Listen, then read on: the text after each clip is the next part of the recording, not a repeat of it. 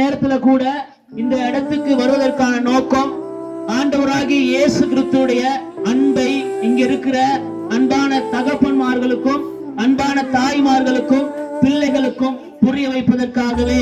ஏனென்று சொன்னால் வானத்தை பூமி படைத்த ஆண்டவர் இந்த உலகத்துக்கு ஏன் மனிதனுடைய வடிவத்தில் வர வேண்டும் என்று சொல்லி அநேகருக்கு இன்று தெரியாமல் இருக்கிறது. முதலாவதாக நான் சொல்ல விரும்புகிறேன், ஆண்டவராகிய இயேசு கிறிஸ்து எந்த ஒரு மதத்திற்கோ எந்த ஒரு இனத்துக்கோ எந்த ஒரு ஜாதிக்கோ சொந்தமானவர் அல்ல. அந்த எண்ணம் எங்களுடைய இருதயங்களில் இருக்க கூடாது. அவர் முழுமையாய் சொல்ல வேண்டுமானால் அவர் ஒரு கிறிஸ்தவ மதத்தை சேர்ந்தவரும் அல்ல. இயேசு கிறிஸ்து என்பவர் இந்த உலகத்துக்கு பொதுவான ஒரு கடவுளாயிருக்கிறார்.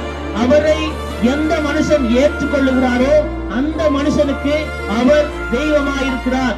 இயேசு கிறிஸ்து எதற்காக இந்த பூமிக்கு வர வேண்டும் என்ற கேள்வியை நாங்கள் கேட்போமானால் அதில் ஒரு மாபெரும் ரகசியம் அடங்கியிருக்கிறது. ஆண்டவர் இயேசு இந்த உலகத்துக்கு வந்ததற்கான நோக்கம் என்னவென்று சொன்னால், இந்த உலகத்திலே பிறந்த எல்லா மனுஷர்களுடைய வாழ்க்கையிலும் ஒரு வெளிச்சத்தை காண்பிக்க வேண்டும் என்பதற்காகவே. ஆண்டவராகிய இயேசு கிறிஸ்துவுடைய எதிர்பார்ப்பு மனிதன் வெளிச்சத்தில் நடக்க வேண்டும் என்பதற்காகவே. இயேசு கிறிஸ்துவுடைய எதிர்பார்ப்பு மனுஷனுடைய வாழ்க்கையில் ஒரு மாற்றம் ஏற்பட வேண்டும். மனுஷனுடைய வாழ்க்கையை இருள் என்று சொல்லக்கூடிய ஒரு ஆதிக்கம், ஒரு அதிகாரம் மனுஷனுடைய இருதயத்தை ஆளுகை செய்கிறது. எங்களுடைய வாழ்க்கையை நாங்கள் எடுத்து பார்ப்போமானால் என்னுடைய வாழ்க்கையில நாங்கள் முன்னேற்றம் அடைய வேண்டும் என்ற எண்ணம் எங்களுக்கு இருக்கிறது. என்னுடைய வாழ்க்கையில் நாங்கள் ஏதாவது ஒரு காரியத்தை சாதிக்க வேண்டும் என்ற எண்ணம் எங்களுடைய உள்ளத்தில் இருக்கிறது. ஆனாலும் அதற்கான பிரயாசத்தையும் பாடுகளையும் நாங்கள் அனுபவிக்கிறோம். ஆனால் அந்த இடத்தை எங்களால் அடைய முடியாத ஒரு நிலைமையில் நாங்கள் தவிக்கிறோம். அநேகருடைய வாழ்க்கையிலே இப்படிப்பட்ட நிலைமைகள் இருக்கிறது. இதற்கான காரணம் என்னவென்று சொல்லி நாங்கள் பார்த்தோமானால், எங்களுடைய இருதயத்தை ஒரு விதமான காரியங்கள் அடிமைப்படுத்தி வைக்கிறது. அதாவது மனிதனுடைய இருதயத்தை இருள் சூழ்ந்து கொள்ளுகிறது. மனிதனுடைய இருதயத்தை இருள் சூழ்ந்து கொள்ளும் பொழுது, அதாவது மனுஷனுடைய இருதயத்தை இருளுக்கு நாங்கள் ஆளுகை செய்ய இடம் கொடுக்கும் பொழுது மனிதனுடைய வாழ்க்கை இருளாகவே அமைகிறது. உதாரணத்துக்கு நாங்கள் சொல்வோமானால், நாங்கள் காலையிலிருந்து மாலை வரைக்கும் வேலைக்கு போகிறோம், வேலை செய்து பிரயாசப்படுகிறோம். ஆனால் நாங்கள் எடுக்கிற சம்பாத்தியம், நான் குறைந்தபட்சம் ஒரு நாளைக்கு 1500 ரூபாய் சம்பாத்தியம் பெறுவோமானால் அந்த 1500 ரூபாய் பணத்திலே நான் முழுமையாய் வாழுகிறேனா, நான் முழுமையாய் இந்த பணத்திலே வாழ்ந்து கொண்டிருக்கிறேனா என்று சொல்லி பார்க்கும் பொழுது அப்படி நடப்பது கிடையாது. ஏனென்று சொன்னால் எங்களுடைய ஒரு நாள் சம்பளம் 1500 ரூபாய். அந்த 1500 ரூபாயிலே குறைந்தது ஒரு 500-800 தொகையாவது நாங்கள் சாராயத்துக்காக, மதுவுக்காக செலவழித்து விடுகிறோம். இந்த மது பழக்கம் எங்களுடைய இருதயத்தை அடிமைப்படுத்துகிறது. நன்றாய் யோசித்து பாருங்கள் தகப்பன்மார்களே, தாய்மார்களே, நீங்கள் குடிப்பதனால் உங்களுடைய குடும்பத்தில் இருக்கிற சந்தோஷம் நாளுக்கு நாள் உங்களை விட்டு தூர போகிறது. நீங்கள் குடிப்பதனால் உங்களுடைய பிள்ளைகளுடைய கல்வி, படிப்பறிவு நாளுக்கு நாள் அந்த பிள்ளைகளை விட்டு தூர போகிறது. நீங்கள் குடிப்பதனால் உங்களுடைய சமுதாயம் உங்களை விட்டு தூர போகிறது. இயேசு கிறிஸ்து எதிர்பார்க்கிற காரியம் இப்படிப்பட்ட அடிமைத்தனத்திலிருந்து மனிதனை வெளியே கொண்டு வர வேண்டும் என்று சொல்லி, இப்படி குடி என்று சொல்லக்கூடிய அந்த இருள் மனிதனை ஆளுகை செய்யும் பொழுது, மனிதனுடைய இருதயத்தை அடக்கும் பொழுது அவனுடைய வாழ்க்கையிலே சந்தோஷத்தை காண முடியாது. எங்கையாவது எந்த மனுஷனையாவது குடி வா என்று சொல்லி அழைக்கிறதா?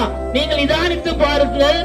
ஒவ்வொருத்தரும் நிதானித்து பார்க்க வேண்டிய விடயம் என்று சொன்னால், கசிப்பு விற்கிற இடமா இருக்கட்டும், மதுபானத்தை விற்கிற கடைகளா இருக்கட்டும், அந்த கடைகள் உங்களை பார்த்து வா என்று சொல்லி அழைக்கிறதா, இல்ல நீங்களே அதை நோக்கி ஓடுகிறீர்களா? நீங்கள் காலையிலிருந்து மாலை வரைக்கும் கஷ்டப்பட்ட பணத்திலே ஒரு 2 மணித்தியாலம் அல்லது 3 மணித்தியாலம் மாத்திரமே சந்தோஷப்படுகிறீர்கள். ஆனால் நீங்கள் பட்ட அந்த உழைப்புக்கு ஏற்ற ஒரு பலனை உங்களால் அனுபவிக்க முடியவில்லை. இதுதான் மனிதனை ஆளுகை செய்கிற இருள். இந்த குடி பழக்கம் தான் 100% ஜனங்களுடைய வாழ்க்கையை சீரழிக்கிறது. இயேசு கிறிஸ்து சொல்ல நினைக்கிற காரியம் என்னவென்று சொன்னால், மனிதனுடைய இந்த அடிமைத்தனம், இந்த இருள் அவனை விட்டு அகல வேண்டும். தேவ பயமுள்ள மனுஷனாய் ஒருவன் இந்த பூமியில் வாழ்வானானால் இப்படிப்பட்ட பழக்கத்திலிருந்து அவனுக்கு விடுதலையாக முடியும். உலகத்திலே வந்து எந்த மனுஷனையும் பிரகாசிப்பிக்கிற ஒளியே அந்த மெய்யான ஒளி என்று சொல்லி வேதம் சொல்லுகிறது.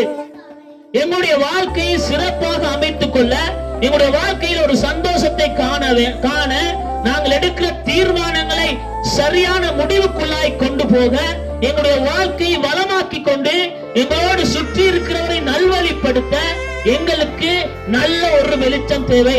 உதாரணத்துக்கு நான் சொல்லுகிறேன், பகல் நேரத்திலே எங்களுடைய கண்களுக்கு முன்பாய் நன்றாய் வெளிச்சம் இருக்கும். எங்களுடைய கண்கள் நன்றாய் தெரிகிறது. பகல் நேரம் என்றால் வெளிச்சம் நிறைந்திருக்கிறது. ஆனாலும் ஒரு குழி இருக்குமானால் அந்த குழியில் பகல் வெளிச்சம் இருந்தோம், எங்களுடைய கண்கள் தெரிந்தோம், நாங்கள் அந்த குழியிலே விழுவோமானால் எங்களுடைய வாழ்க்கையில் ஏதோ பிரச்சனை இருக்கிறது. அப்ப நாங்கள் எங்களுடைய கண்கள் சரியாய் தெரிகிறது, வெளிச்சமும் இருக்கிறது, ஆனால் குழியிலே விழுகிற மாதிரியான ஒரு வாழ்க்கையிலே நாங்கள் சில நேரங்கள் வாழ வேண்டியதா இருக்கிறது.